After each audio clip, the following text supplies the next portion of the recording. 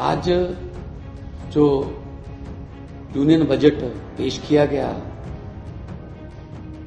माननीय वित्त मंत्री साहिबा के द्वारा, बड़े दुख से कहना पड़ रहा है कि उसमें पंजाब का कोई नामो निशान ही नहीं है।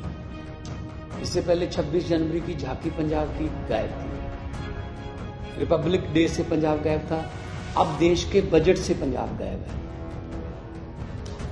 ये समझ नहीं आती कौन सा बदला ले रहे हैं ये पंजाबियों से।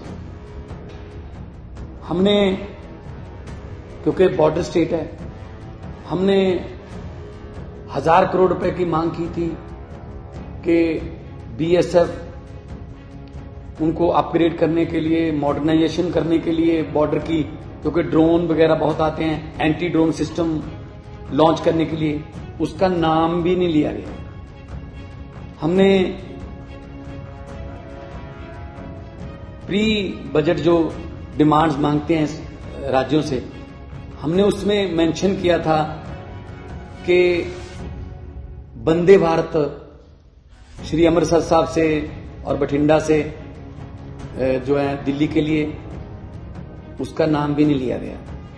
जब मैं बतौर मेंबर पार्लियामेंट वहां लोकसभा में था तो मैंने एक आइडिया दिया था जो कि रेलवे मंत्री साहब ने एक्सेप्ट भी किया था कि रिलीजियस टूरिज्म के लिए बहुत एक 5 तख्तों को जोड़ने वाली एक ट्रेन चले, जो अभी तो जो श्री अमृतसर से नांदेड़ साहब जाती है उसकी 2-2 महीने की बुकिंग है। अगर आप श्री अकाल तख्त साहब से तख्त श्री केसगढ़ साहब तक, अगला पड़ाव जो है तख्त श्री पटना साहब तक, उससे अगला पड़ाव तख्त श्री हजूर साहब नांदेड़, उससे अगला पड़ाव जो है वो तलवंडी साबो का हो और वापस फिर अकाल तख्त साहब। तो ये ऐसी ट्रेन जिसमें लाखों जो एनआरआईज भी हैं वो भी 5 तख्तों के दर्शन करना चाहते हैं, लेकिन उनको बहुत दिक्कत होती है, कोई नामो निशान नहीं है उसका। और कोई एमएसपी, नई फसल पे कोई एमएसपी नहीं दी गई है। हमने कहा था कि 1500 रुपए पर एकड़ जो पराली जलाने की समस्या है उसमें 1500 रुपए पर एकड़ सेंटर दे दे, बाकी हम दे देंगे, लेकिन उसका भी नाम नहीं लिया गया। किसानों को तो मतलब अपने हाल पे छोड़ दिया गया, किस्मत पे छोड़ दिया गया।